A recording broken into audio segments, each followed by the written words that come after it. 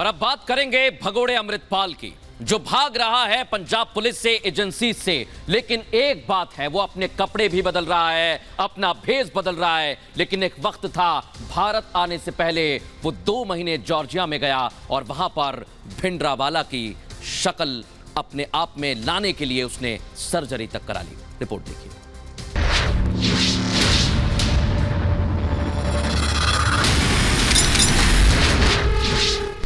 भगोड़े ने ओढ़ा भिंडरावाला का चोला,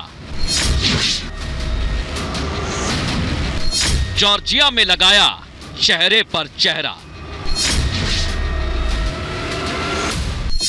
बिछ गया जाल, पकड़ा जाएगा अमृतपाल। खालिस्तानी समर्थक अमृतपाल पुलिस और एजेंसी से लगातार भाग रहा है। वो शहर के साथ भेष भी बदल रहा है। कभी पंजाब, कभी उत्तराखंड, कभी दिल्ली, कभी नेपाल से सटे यूपी के जिलों में अमृतपाल की लोकेशन मिल रही है। उसकी ताजा लोकेशन लखीमपुर में मिली है। वहां पुलिस ने सुरक्षा व्यवस्था बढ़ा दी है। इससे साफ हो गया कि अब ज्यादा दिन तक भगोड़ा अमृतपाल बच नहीं पाएगा। अमृतपाल को लेकर उत्तर प्रदेश के सभी बॉर्डर की जो यूपी पुलिस है वो अलर्ट मोड पर है और लखीमपुर खीरी के गौरी फंटा का जो बॉर्डर एरिया है वहाँ पर खासा एसएसबी के जो लोग हैं वो नज़र रख रहे हैं अमृतपाल पर। आपको बता दें कि अमृतपाल को लेकर के सूचना है कि वो अपना वेश बदल करके उत्तराखंड के रास्ते उत्तर प्रदेश में एंटर करके वो लखीमपुर खीरी के रास्ते नेपाल भाग सकता है। इसके अलावा भी जो तमाम अन्य ज़िले हैं उन रास्तों से भी नेपाल भागने की जो कोशिश है वो अमृतपाल कर सकता है और इसी को लेकर के उत्तर प्रदेश पुलिस और एसएसबी को अलर्ट पर रखा गया है। एक तरफ अमृतपाल नेपाल भागने की फिराक में है, दूसरी ओर उससे जुड़े कई खुलासे पुलिस गिरफ्त में बंद उसके साथ ही कर रहे हैं। सूत्रों के मुताबिक अमृतपाल दुबई से भारत एक खास प्लान के तहत आया था, लेकिन भारत आने से पहले उसने जॉर्जिया में अपनी पहचान को बदल दिया था। दरअसल अमृतपाल भारत लौटने से पहले जॉर्जिया गया था। 2 महीने तक जॉर्जिया में ही ठिकाना बनाया था। उसने भिंडरावाला जैसे दिखने की तैयारी की थी। वहां उसने कॉस्मेटिक सर्जरी भी करवा ली थी।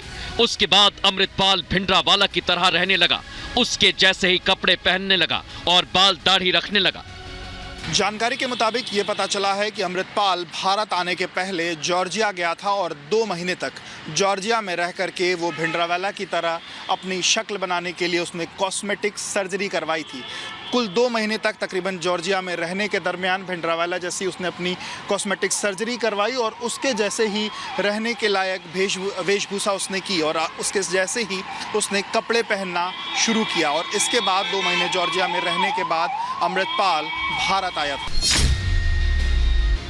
ये वो खुलासा है जो बताने के लिए काफी है कि अमृतपाल का एजेंडा पहले से तय था। वो भारत आकर पंजाब के लोगों को बरगलाना चाहता था।